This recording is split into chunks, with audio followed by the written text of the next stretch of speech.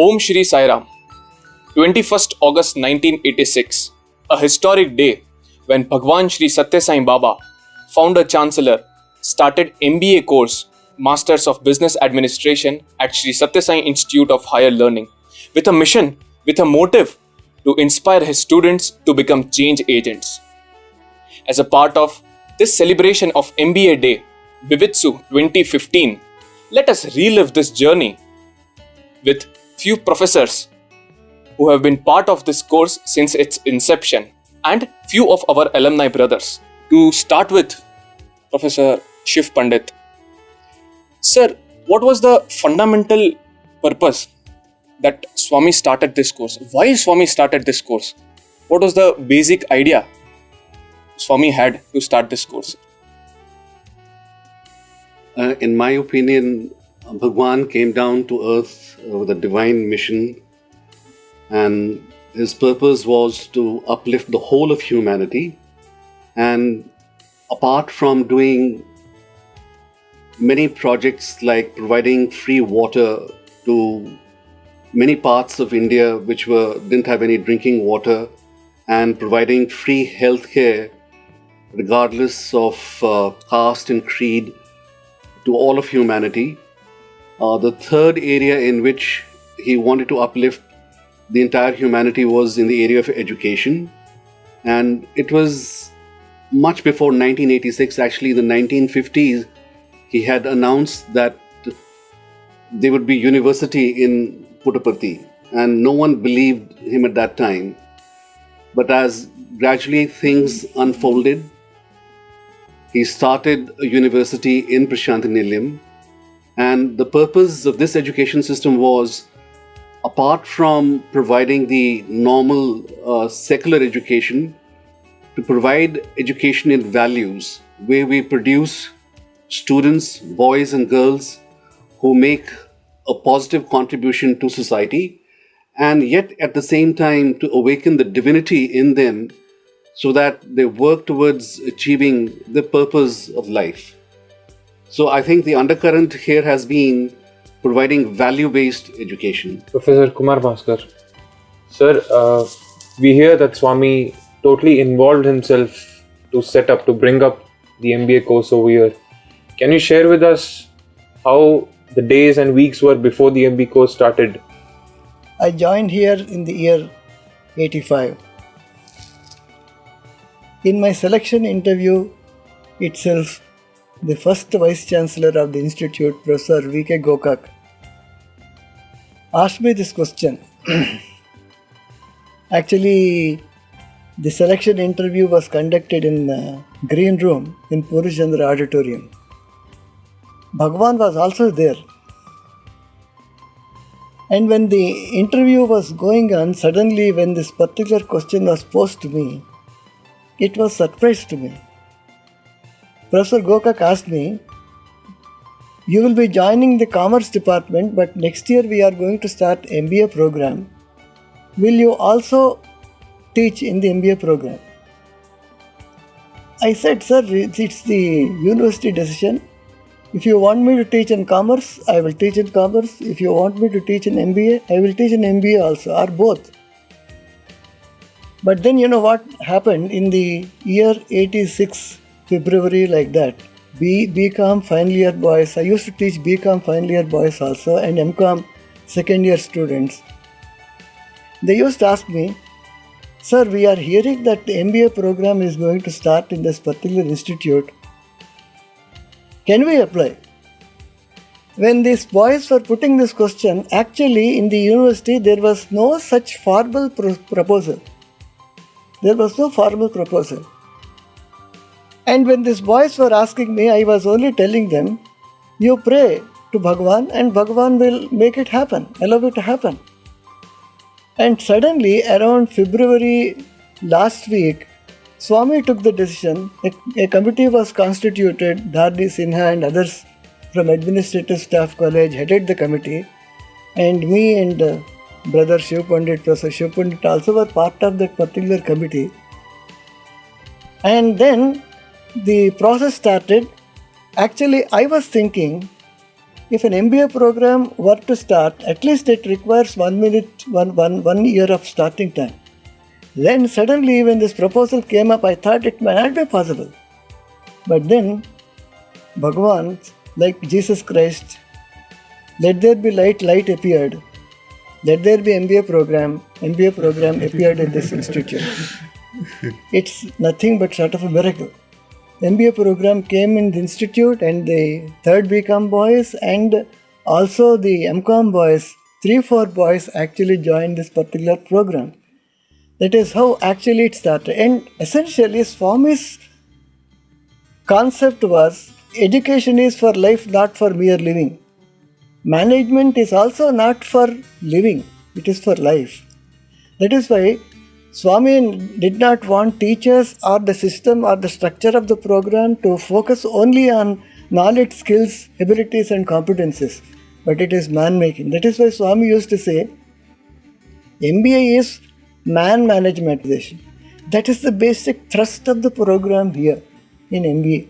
Sir, what happened on the first day? Can you just tell? Because we have heard that you took the first lecture of MBA. So can you just describe the first day? What happened? On 19th August, 21st August was inauguration program. 19th August I went for darshan. And then I came out of darshan. 2 people came. Professor Nanjundaya, the first controller of examinations, and Professor R.K. Saigal, the first dean of management department, who came from, the Steel Authority of India Staff College. They asked me, 21st August MBA program is starting, and you are going to teach a course called Indian Ethos and Values. I said, what is that course, sir? And they said, you will come to know about it. And I asked them, what is the syllabus? They gave me 2-line syllabus. And they said, this subject you are going to teach.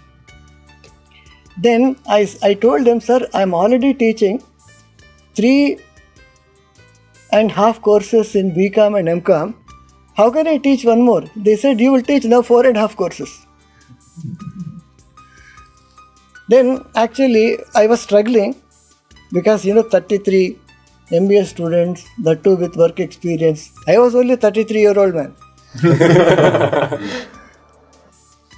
Then on August 21st in the auditorium, the inauguration was going on. I was sitting in the front row,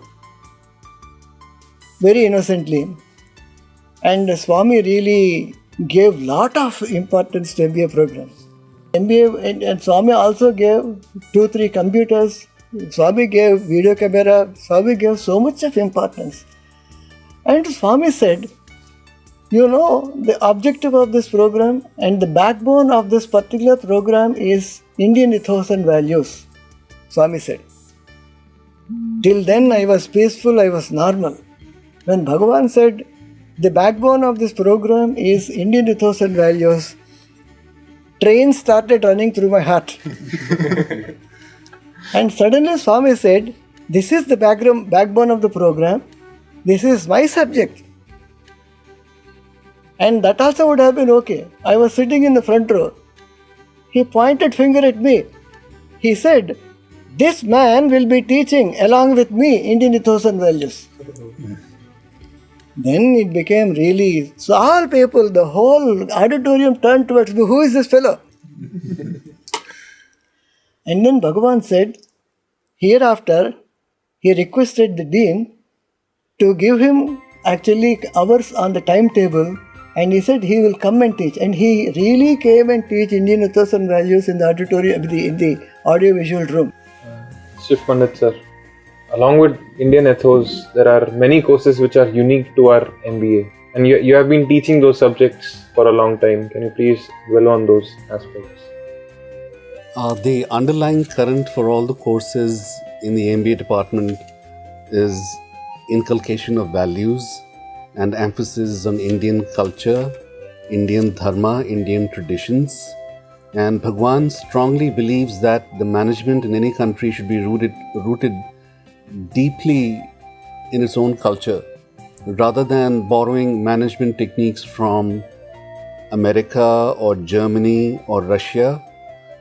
Bhagwan believed that courses titled like Indian Ethos and Values, another course, Value-Based Management, have a high content on Indian culture and Indian traditions and Indian values. Self-awareness and personality development also draws a great deal of material from the Indian way of thinking. And not only that, apart from the instructions which are given in these courses, Bhagwan himself made it a point to give talks to students on Manu Smriti, Kautilya's Arthashastra. As a matter of fact, when the MBA course started, every Sunday morning he would come to the audiovisual room and give a talk on one particular theme or topic. And many of these were very revealing incidents. He taught us how a country should be self-sufficient in everything. And the resources of the country are very important. I still remember one of the things that he mentioned was that the natural resources like rivers, mines, and minerals, these are national wealth, and they should belong to the center and to the government. In one of the discourses, he also mentioned because these ancient guidelines coming down from ancient times have not been followed, today man is ruthlessly exploiting the environment. The trees all over the world have been cut down. The mines have been ruthlessly exploited. India has a very rich deposit of mica, for example, and it is being exploited and sent abroad. And then we import the same mica, which is transformed at 500 times the price. Also, I would like to mention here that Bhagwan had mentioned during his discourses that in the years to come, the value-based management courses that are taught here will be acknowledged worldwide, and people will flock from all over the world to know and study what do we mean by value-based management. And in one of the other discourses, he also mentioned that profits that you make in business should be at a reasonable level. In the present day world, businesses don't pay any heed to this kind of a direction, and they want to exploit the customer, the consumer, and the markets. And there is a philosophy of price skimming, that charge the maximum and take the maximum gain out of the client or the customer. This is something which is against Bhagwan's way of thinking. What you will notice in life is if there is a lot of wealth in one place, and he gives an example, if you find a mound of mud and you find a big pile of mud, right next to it, you will also find a hole. Okay? So money and wealth is like blood in the economy, and it should circulate freely. And if you're charging profits which are unreasonable, they do more harm to society than good. So it was not like human resource management, marketing management. It was all overall thing that Swami focused on. Yeah, Swami believed that all types of management, whether it be financial management, whether it be marketing management, or human resources management, ultimately it's man who manages the finances, it is man who manages the marketing, it is man who manages the research and development. So eventually all these functions are performed by men, and a more appropriate title for an MBA program would be man management rather than MBA. In the month of March, April, when the program was being designed, I was also part of the particular committee. The second Vice Chancellor, Saraf, Registrar Sir Chakravarti, Nanjundaya Sir, and Professor Shiv Pandit, we were all part of the committee. And they gave us freedom to select the courses and titles. And depending on my background, I said, "Sir, these are the courses." One is organizational behavior in Indian perspective, and another one is social side of organizations, and the third one is leadership. Then they took it to Bhagwan, and Bhagwan said, "What is organizational behavior?" And Bhagwan said, organizational behavior is nothing but study of impact of organizations on individual and individual on organizations. That's not enough. And what is important is my MBA students should know more about self-development. And the course should be titled as Self-Awareness and Personality Development. And Swami used to ask me, "What are you teaching in this course?" I said, "Swami, behavior, transaction analysis." And then Swami said, "No, that's not enough. What you have to add is, are you teaching Ashtanga Yoga? Are you teaching yoga? Are you teaching mind control? Are you teaching Indian personality? Are you teaching about self-development from various perspectives?" A manager will be an integral manager. Swami used to use always integral manager. A manager should be an integral manager. And to be an integral manager, he should have all these things. Similarly, once when darshan was going on, Swami suddenly came to me and all boys were there, MBA boys were there. And Swami asked me, "What's the basis of Indian culture?" Then I was sweating, really. Then all the boys were having a lot of fun. In the class, this man asked us questions and make us sweat. Now Swami is making him sweat. I was really wondering what to say. Then Swami himself came to my rescue and said, "See, the basis of Indian culture is reincarnation, number one. The second one is doctrine of karma. And the third one is avatarhood. And this is very, very important. Are you teaching in Indian ethos and values all this?" And he turned towards the boys and said, "This man is very young. He doesn't know. I will teach everything." And he came, he taught, and sometimes he used to take the class in the interview room. And then all the 30 boys, Swami used to call along with teachers, and Swami used to explain. And Swami once said, this is very, very important. It seems one Chanakya went during Maurya Chandragupta's time to his kingdom, and there Swami was having food in one old lady's house. That old lady, according to Swami's narration, that old lady served a dosa to Chanakya. And Chanakya was eating only from the center. And then it seems the old lady said, "Oh, you are also doing like Nandas. You are only concentrating on the center, capital, and you are leaving the periphery, boundaries. And you are not supposed to do like that." And that's what Swami said. Even organizations should be like that. You should not concentrate only on the nucleus. You should concentrate on all the frontiers also. And that's what Swami said. Actually, Swami at that particular point of time created what Megasthenes gave to Samudragupta, a big locket. And on that, in Persian, something is written. And then he showed it to all people. "You know what is that language?" We said, "No." Then he showed it to Saigal. Saigal knew that. And he said, "Swami, this is what it's written." Ah, yes.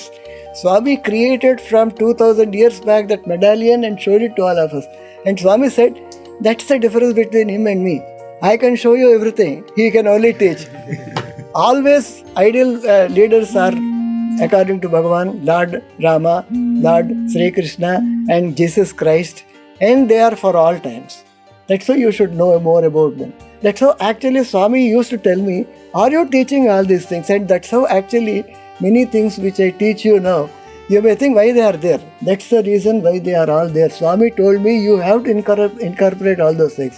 And Swami used to tell me also, you have to give questions also in the end semester examination on these things. Then only students will pay attention.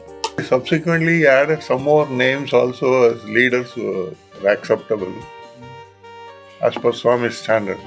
Shivaji, Lal Bal Pal, Lala Rajpat Rai, Bal Gangadhar Tilak, and then Bipin Chandra Pal. So he was very, very choosy about who will qualify for being called as ideal leader.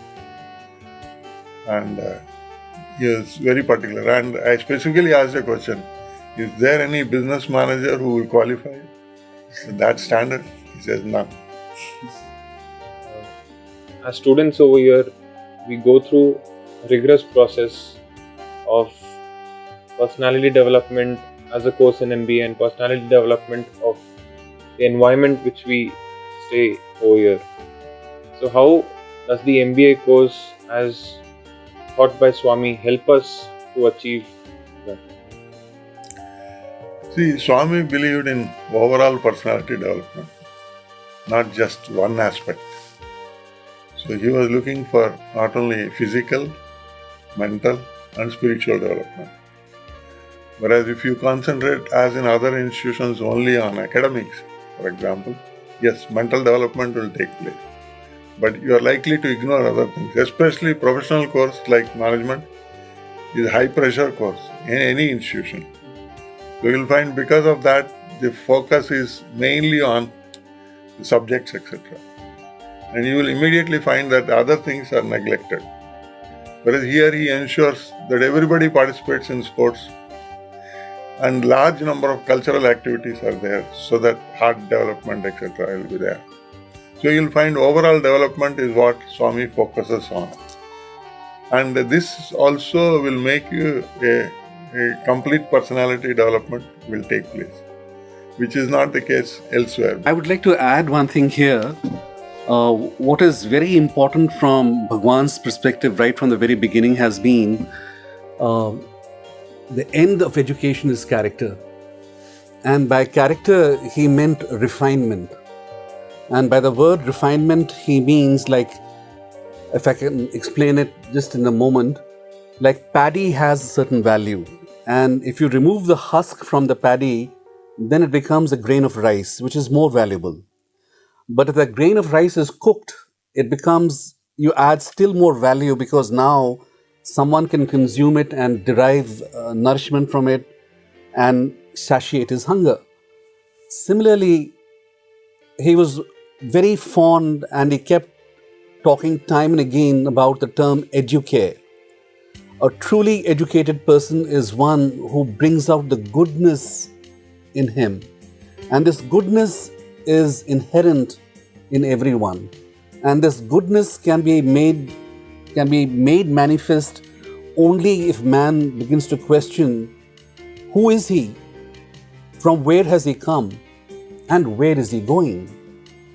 And he talks about the modern day education and he asks that the education today is not going along the right lines. And then he continues with the story. This is a discourse that he has given to the students in the MBA. And he says the student comes to a railway station and asks the person sitting on the other side of the counter to the station master, give me a ticket. And the station master asks him, where do you want to go? And he says, I want to go home. And the station master asks him, where is home? And there is no answer from the student. And then he continued with the story and said, finishing your schooling is one station. Getting a college degree is another station.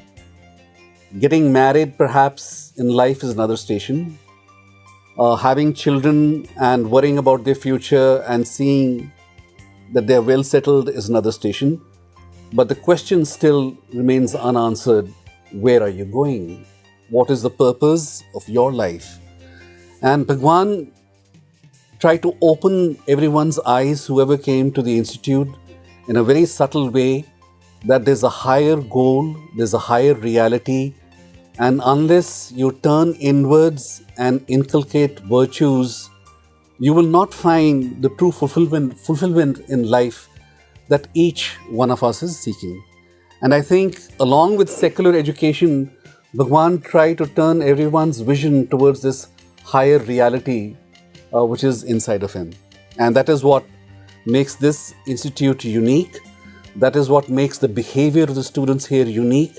Because when they go and work out, you find there's more brotherly love, there is more cooperation. Apart from skills, they are better behaved, they're hardworking, they're sincere. You can have MBA graduates coming from anywhere in the world, but I believe what you can learn at the Sri Sathya Sai Institute of Higher Learning, you will not learn at anywhere else in the world. He also further said that true education consists of both the components, paroksha, aparoksha. What is worldly knowledge, the secular knowledge, etc., you are teaching. In addition to it, you are also teaching about the other world, the real purpose for which you have come into the world, etc. So otherwise, that is normally forgotten by every other institution. In this institution, that is a primary focus. And you learn about the world just to make a living. But the ultimate purpose, which he was also talking about, where you are going, what is your purpose, that is taught through the paroksha. So you will find that unless that component is not there, it's not a Swami's education at all. So that has to be primary. And the second one is for making a living, etc. Both of them are put together in this institution, in all the courses. Not only MBA, but every other course also. So that is an integral part of it. And that's why it's called also integral education. Brother Vishu, we have always known that Swami used to give little personal attention to MBA students, MBA teachers. He used to guide them, he used to advise them specially. So can you just, if you remember, can you just tell us some special interaction with students, and did it impact on the morale of a student, especially for MBA? I think as sirs were mentioning, there were these opportunities that Swami gave especially to the management students. In fact, I remember when the MBA course started, of course I was not there, I joined much later, but the feeling was always there that if you got into the management program, then there is a higher likelihood that Swami will take you to Kodaikanal. In fact, in the first 2-3 years, the entire batch of MBA went to Kodaikanal, isn't it, sir? Yes. First 2 years. First two batches, yeah. Yeah, and even after that, every Kodaikanal trip, at least there were 30 to 40% were MBA students. So that is something that almost, I think, was always there. So that really clearly showed how much Swami was interested in personally getting involved in the refinement process of the students. And that's why I would think that, the MBA here was actually, it's management by the avatar. It's the MBA, it's management by the avatar, because Swami literally took interest in so many students' project reports. I remember one day asking in the veranda to my brother, what is the project that I would be doing?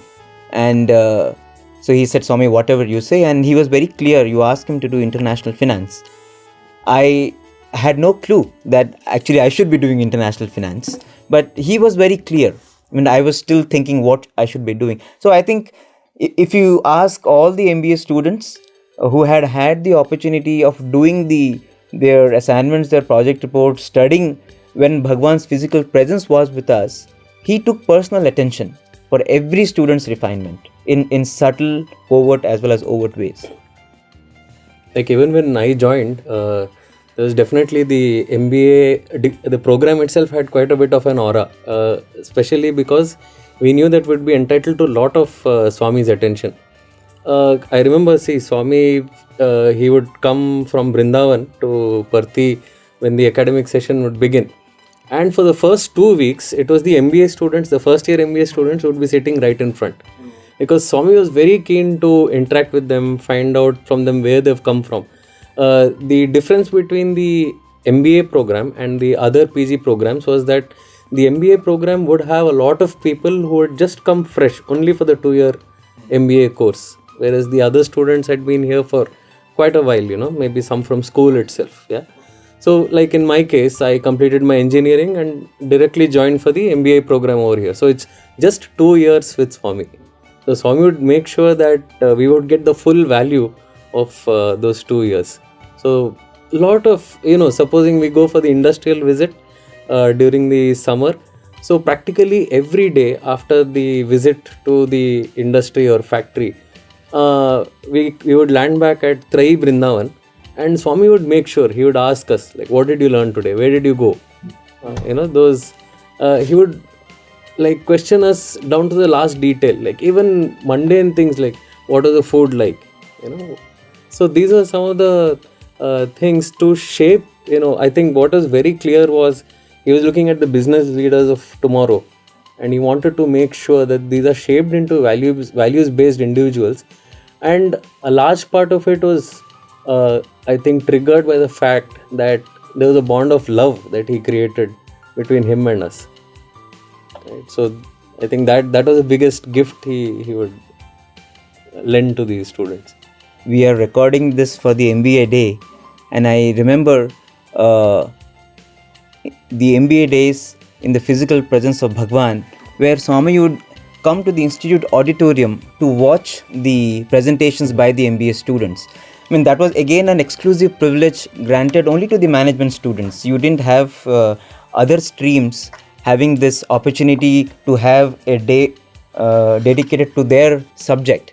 But MBA day, Swami came to the university, and I remember we used to have these dramas based on whatever he has said in the discourses, because as Sir was saying, he would come very often to the college and give discourses on different aspects of management. Sir was talking about the leadership qualities of Shivaji, and I remember we enacted a scene from the life of Shivaji where Bhagwan mentions how his guru asked Shivaji to break the stone, and there's a frog that is living inside the stone, and that sort of proves that how we think we are the one who's deciding our destiny.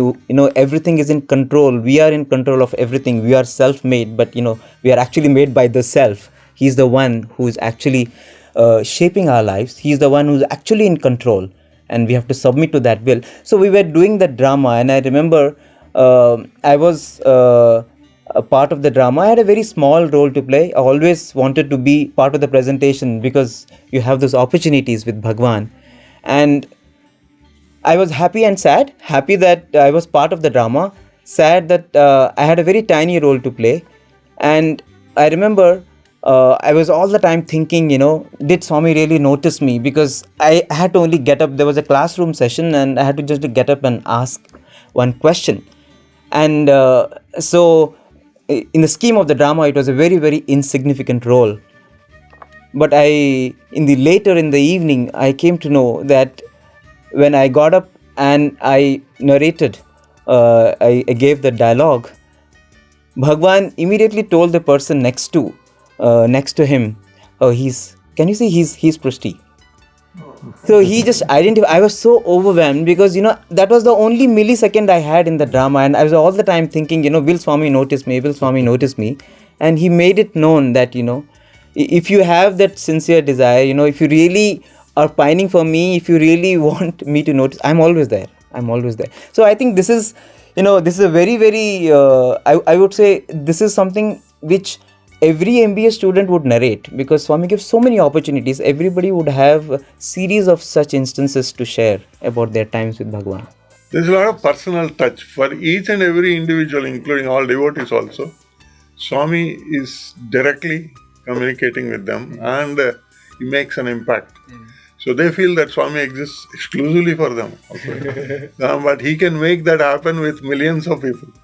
Speaking about personality development, which the teachers were mentioning, Swami's contribution, to personality development, I can recall one very dramatic instance. So in my batch, there was this one student when he joined throughout the summer course which we had in May, and soon after he joined for the program over here. Almost the entire time very timid. He would hardly interact with any one of us and hardly speak a word. So we were really wondering, this is an MBA course, and what a person with such apparently low self-worth or self-esteem. So the reason, I just started speaking to him, trying to find out what was behind this. He was saying, many of you have done engineering and come here. Some of you have worked outside and come here for this program, and my academically it's a very modest achievements. I don't feel equal to any of you. So that is the reason he would always be timid, not express himself at all. One day we are sitting in darshan, Just we were sitting next to each other, discussing some bhajan or something about Swami's life. And Swami had gone over to one section of the Kulwant Hall to bless a section of devotees. From there, he walked back, and from a very a few meters away itself, he made eye contact with the brother who was sitting next to me. He came up to him, and the very first thing he said, he asked him, "What is your name? Where have you come from?" And he said, "You have difficulty in speaking?" he asked.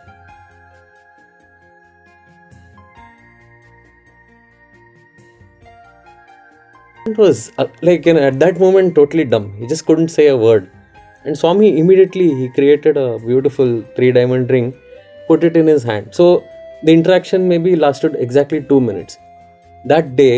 From that day onwards, we couldn't really identify. He became a totally different person, and so expressive. I remember in Shiv Pandit sir's classes in communication, he would always stand first as one of the best presenters. From a person who could hardly speak, he became like such a quality presenter. And today when I see him, he's doing extremely well in life, much sought after by his company people. I can see it was just a function of that 2-minute interaction with Bhagavan. Yeah, coming to this aspect, if I can also add, 1986 when the program started, all people used to feel envious of MBA students and MBA program. Then Swami called all teachers separately for an interview. And then in that, really Swami used to show a lot of importance and attention to MBA boys. I still remember one boy who finished his MA statistics from one of the universities. He joined the program. And he was saying, this change, etc., we have to be here for 2 years. Whether we change or not, we have to pretend we have changed. That's what he said. Then next day Swami gave us interview. I was little taken aback, and then I was little actually disappointed with this statement. Then Swami called us for an interview, all faculty members. And then Swami was saying, you all wonder why I am giving this much of importance to MBA boys? I said, yes, Swami. Having heard the statement made by one of the boys. Then Swami said, see, Swami is an excellent, outstanding administrator. Swami said, see, so far, as Hari mentioned, so far we have only integrated program. They were students in undergraduate program and they will join MSc, etc., etc. They will continue doing. They have been here for more years, so their behavior is already shaped. In MBA program, many boys who have come from outside without any exposure to Swami or Swami's values, Swami's philosophy, they come and join here. And how can we handle them? That is why grown-up boys, I show a lot of actually attention and I transform them. And the same boy who said, I have to pretend, and some 2-3 boys who supported him, became totally transformed within 2 years. And Swami showed us, see these boys who used to talk in the first semester and how they are now behaving.